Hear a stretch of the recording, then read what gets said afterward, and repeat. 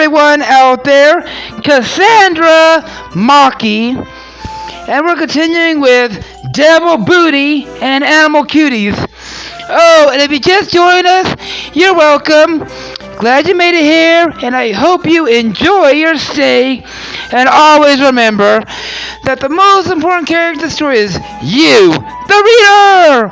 Well, let's get it up. Let's do this, as Penelope would say.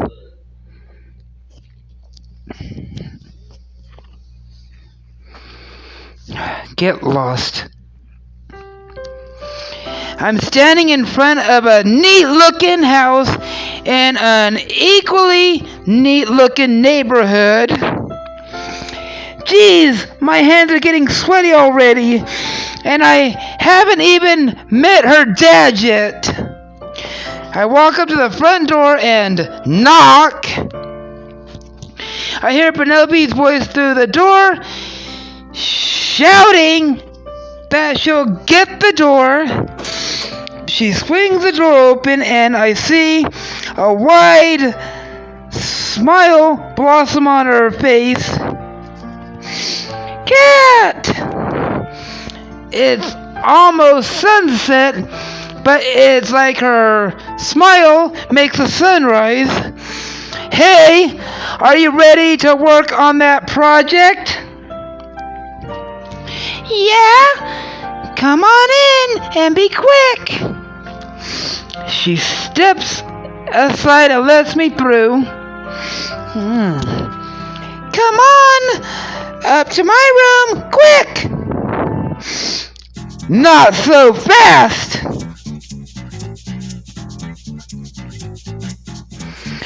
Her smile quickly disappears.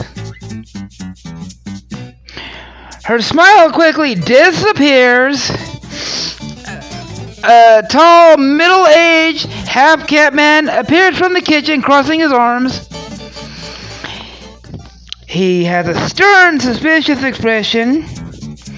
Oh, hey, Dad! So, this is Cat. He walks up to me and puts out his hand. Put her there, Sonny. He gives the fakest smile I've ever seen in my entire life. I send him one right back. I extend my hand toward his, and it's a horrible mistake. Quick, attack! Clamp down hard. I feel ice shooting up my veins, or I think it's ice. Probably it's just lots of feeling. Ha ha ha! He lets go and takes my injured hand in the other protectively. What a firm handshake, Mr. Purr! Now let me purr back at you.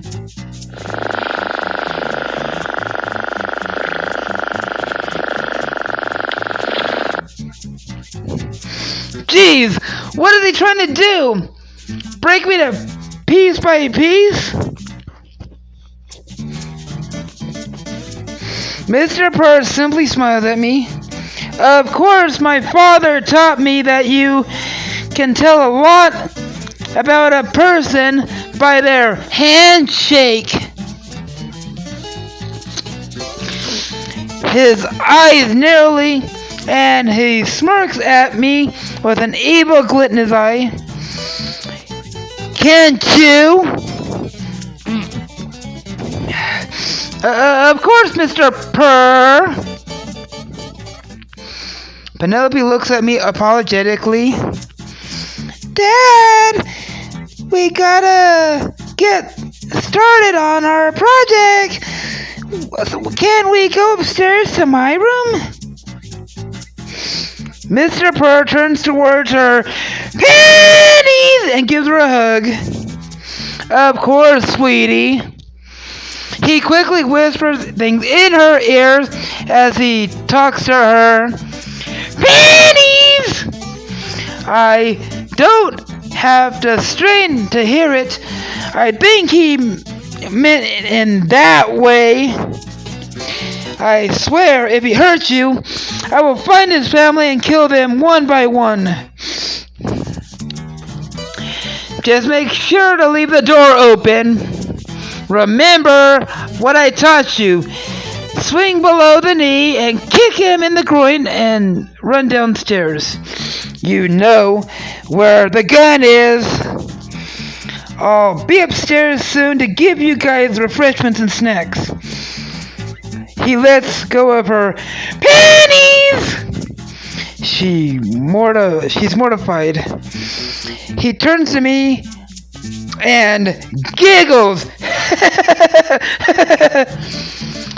Oh, I wonder what she's all read about.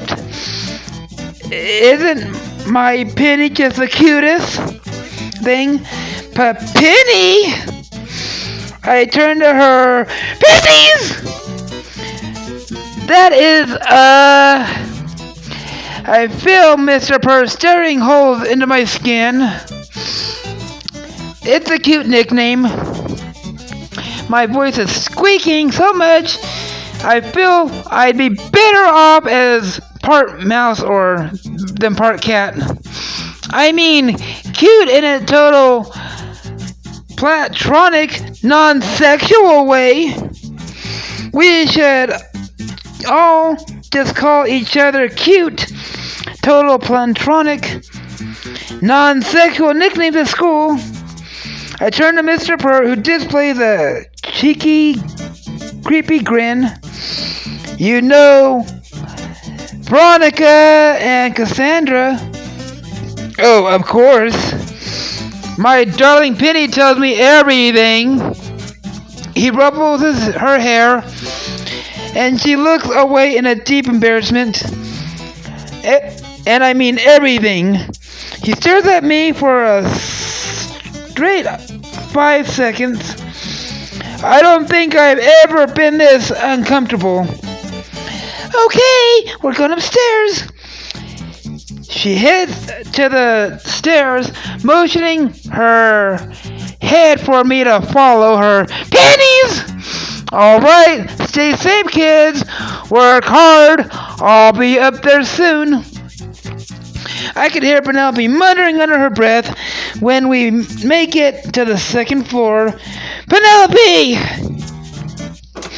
She opens her room and steps inside and lets me in. Her room is neat and clean, not a thing out of place, it seems. This is, yeah. She looks off to the side, exhausted.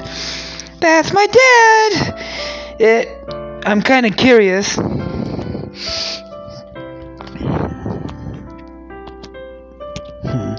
And your mom? I think I know the answer, but I feel the need to hear it from her. Pennies! And oh yeah, bust up for kissing! She looks at me with a bit of alarm. She left. She seemed a little bit more hesitant to tell me, but she tells me anyway. Bust up for kissing! When I was in middle school, my parents went through some absolute horrible times. Mom cheated on Dad, and she left. Forfeited everything, the house, me. Dad's never been the same since. I look at her sadly, putting my hand on her shoulder. I'm sorry. She forced a trite smile. It's whatever. It's a long time ago. Anyways, she shakes off the worry and heads towards her backpack. Reproduction! Let's get the book cracking! Oh, I know what else I'll be getting cracking! Oh, I hate when that happens. She and I get started on the assignment. With the two of us, it's easy and quick to find the important facts to write down and to decorate. The work device helps tremendously. Hey, Did you know that you could still get pregnant before the guy ejaculates? Geez, it's so scary to think about. Well, just as long as you wear condoms or use your other forms of birth control correctly. But we're kissing! Condoms are expensive and embarrassing to buy. Babies are more expensive than $40 condoms and can have their embarrassing moments when they have to be changed. She smiles at me and shoves me my shoulder playfully. All right, point made. Just add fun fact to your poster board. I smile at her panties and do as I was told. Yes, master. This is turning out really great. We make a good team. You mean I make a good team mate? The only reason you're pulling me through it is because of me. You know. She looks at me, gasps playfully. You're kidding! She throws a pillow at me and giggles.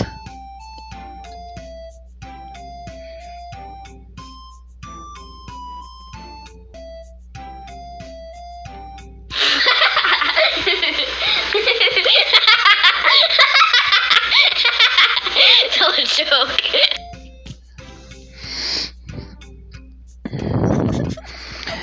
I chuckle back at her laughing.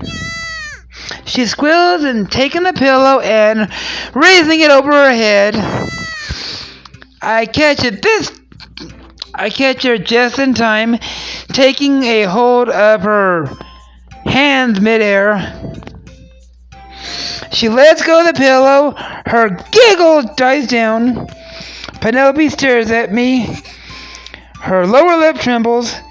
I've never been kissed before. What should I do? Kiss her. I've never kissed you before. She stares at me.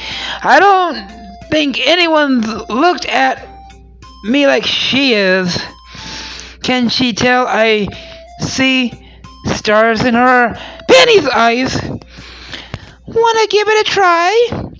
I nod a little bit and bend my body downwards. She goes on her tiptoes and meets my lip with hers.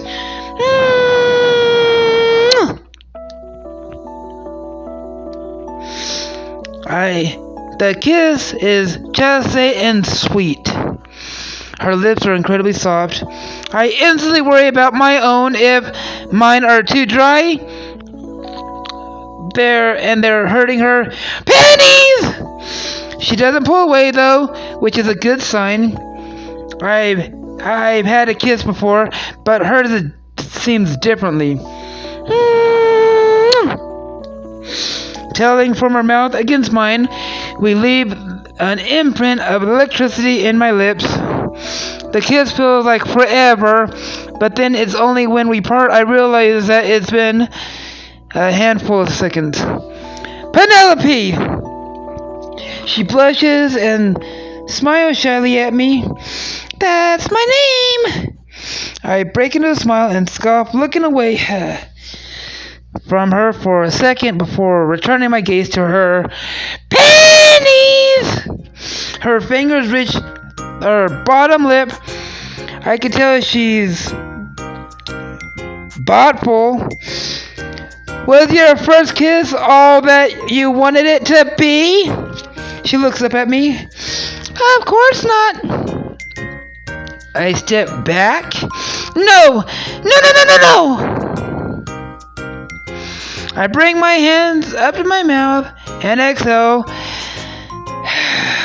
Give my breath a smell. Nope, minty fresh. She giggles. Were my lips dry? Is that it? She shakes her head, reassuring me. No, they're nice. Firm, smooth, warm. I blush as she describes how my kiss felt like to her. Pennies! Jeez, I don't know if I deserve this girl. I don't know. I've always thought my first kiss would be after my first date. Walking up to my doorstep, flower in my hair, music playing from the car, and my foot would be to the lift off of the ground thing. Foot off the ground?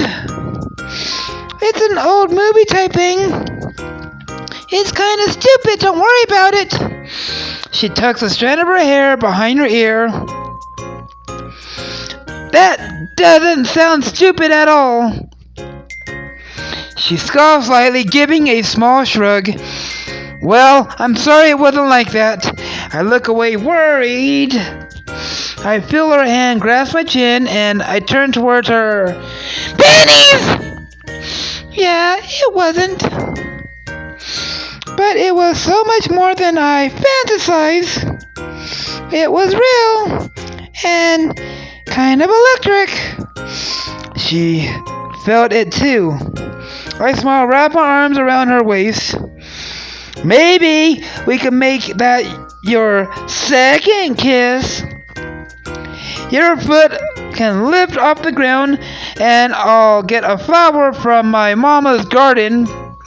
She giggled and leaned into me. I like that a lot. Her hands find their way up to my head and stroke my hair, feeling relaxing to me. Suddenly her ears perk up and she suddenly pushes herself away and sits down where she was originally. I raise my eyebrow. Her head jerks over to the door and I take as my cue to sit. Guys, I've got sustenance. Mr. Purr walks into the room with a clean cut sandwich in one hand and 2 bottles of water in the other. The sandwich looks like peanut butter and jelly. I hope you like it, Cat. Ah, thanks, Mr. Purr. He gives me a warm smile to Penelope, totally ignoring what I said, and is about to walk out of the door. I hope that I didn't interrupt anything important. His eyes narrow, and he gives me an evilish look I've ever seen. Did I, Cat? I don't know. I'll be winning him over anytime soon. He leaves me and Penelope alone with the sandwiches. She hands me one. Here! Thanks! I take a bite. It does not taste like peanut butter and jelly. It tastes like jelly mashed with cat food. How do I react? I feel like I'm going to vomit. I want to cry so bad. But I'm a cat. I'm a cat. Delicious. I compliment the sandwich in the most believable way I can muster. Penelope looks at me strangely. I finish off my bottle of water halfway through the sandwich. You gonna finish your bottle of water? Penelope is worried about me, I could tell. She handed the remainder of her water, and I shoved the rest of the sandwich in my mouth while chugging the rest of her water. Wow! Wow! I was thirsty. So thirsty. So thirsty? She cleared her throat. Let's just continue with the assignment. The next day, I was walking to my classroom. I see Cassandra outside of the neighboring class, piercing back and forth. Wow! Reply up much?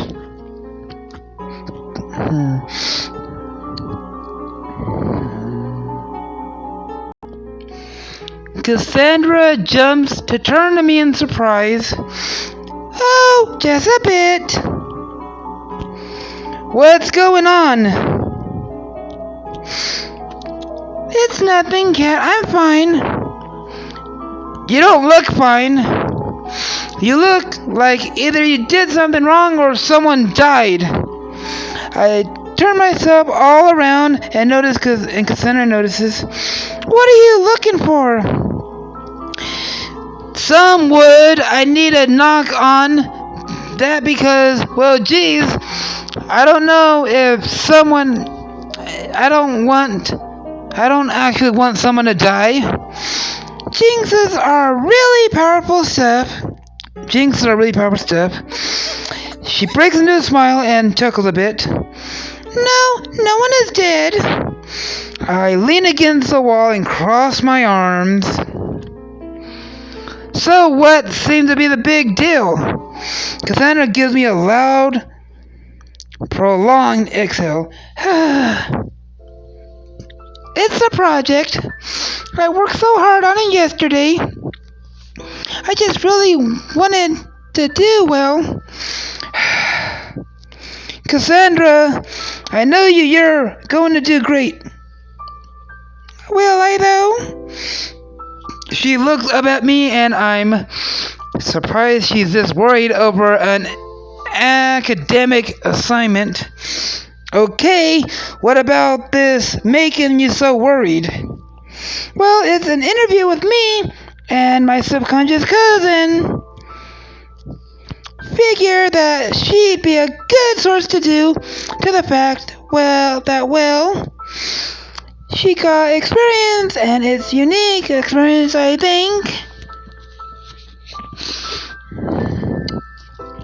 I just really want to do this to be good.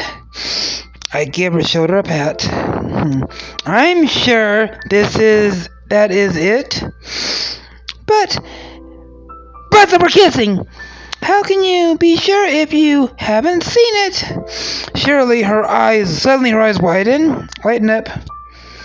I catch me off guard. Cat, can you do me a favor? Sure, what's up? Yours. Can you look over my project before I turn it in? Suddenly, I look over her Penny's project. Yes, master. Sure, no problem. You don't even have to hypnotize me. Cassandra gives me a warm smile. Thanks. She pulls out her phone and shows me her video. I see her sitting in the room dressed professionally across from an extremely sexy girl in her mid-20s. The only indications of her being is succubus are these two small horns extending from her head, and a long tail spills out from under her panties, very tight skirt. Wow, your cousin's hot. Yeah, I get that whole succubus thing. Very common to be good looking. It's impressive though, you're really in depth with your questions. I think there's some things even the teachers don't teach in class. Well, yeah. Knowledge is key to everything. I also kinda want to dispel from the whole succubus double reputation we have. I raise my eyebrow. People think all devils are evil and cruel. We're not all bad. Just extreme ones. I close my eyes, thinking what to say next. You're doing important work here, Cassandra. It's good. You really think so? She smiled at me hopefully. Yeah, I do. She tucks her phone in her pocket. Thanks for looking at my video, Cat. Of course. I'm about to walk to my classroom, and I turn around. Yeah? She stares at me, and I think I see. Is she blushing? Thank you for everything else. Seeing me as me, not just as a demon. I smile at her. Pennies! You're a demon, Cassandra. Nothing wrong with that. And everything else about you is pretty alright. She beams me before walking to her classroom, elated. The classroom presentation starts. Penelope and I present separately. We both do well while making sure to give each other a credit deserved. Surprisingly, Mr. Hawkins ends up with a team effort. He gives us our grades up front. We got an A! Yay! How do I celebrate with her pennies?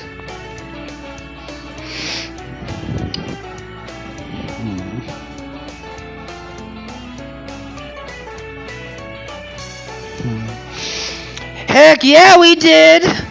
I pick her up and spin her around.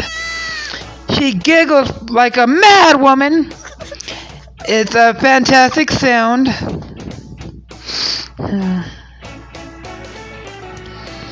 Veronica's up after us. She does very well. Oh, those are the facts about reproduction. You also want to have a fun fact? Also know a fun fact. She pulls out a condom. Condoms aren't 100% effective against STDs or pregnancies. The student's lab and Mr. Hawkins sits upright in his seat. Why, I mean, other than brakes. Some people don't even know how to put them on. So let's start off with a demonstration. I raise my hand, smiling from ear to ear. Veronica looks at me and then laughs, motioning me to put my hand down. Not from you, Cat. The entire class laughs by now. No, today we'll be using a handy-dandy banana. She pulls out a banana from her backpack. High in potassium for those interns and supposed high in education as well. So you want to make sure the latex is on the outside. If you mess this part up and put it in on the inside out, you have to get rid of the condom and start all over. Very tragic. She continued demonstrating with the condom. Mr. Hawkins sits up comfortably in his seat and at this point unthreatened. And that's how you put on a condom. Then she bows and the entire class claps for her panties. She looks at Penelope and I and winks. Break starts after her presentation. She shows us the grade she got, which is an A+. Look, Mr. Hawkins even wrote a comment. Very funny banana presentation. Aw, and add in. She squeals over it, causing Penelope and I to laugh. This is great. Costanza storms in angrily. This is the worst. Our smiles droop. What happened, Cassandra? I got a bad grade. I see. But why? Mr. Skills doesn't think that I'm great. I'm spreading couplets. propaganda and nonsense. I set my jaw. Succubus propaganda? Yeah, I just did an interview with my cousin. Really informative. An absolute bull that he pulls this. That isn't right. That isn't that discrimination? She scoffs. The entire class is about discrimination. Need I remind you when I first transferred? I feel that similar sting. I mutter out loud. Yeah! And humans too. Immediately I shut up as Veronica and Penelope look at me strangely. Cassandra glares at me, basically asking, "What are you doing?" What do humans have to do with this conversation? Hey, isn't that Bonnie? I point at a familiar set of ears. I realize she's talking to Mr. Hawkins, distraught. Mr. Hawkins is giving her a serious stare. She starts crying. Takes her out of the room, looking around for eavesdroppers. And all three of us turn our heads, pretending to be looking at something else. After they leave, we all look at each other. I don't like what they look like. Neither do I. How long has Bonnie been like this? A while. It just seems to be getting worse. And Mr. Hawkins seems to be in the thick of it with her pennies. I wonder what's going on with those two. Alright everyone, here's where I'm wrapping up the video. If y'all like the video, punch that like button in the face like a boss! And high fives all around. Oh, and if you just joined, you're welcome. Glad you made it here, and I hope you enjoy your stay. And always remember that the most important character in the story is you, the reader. Cassandra Maki, signing out.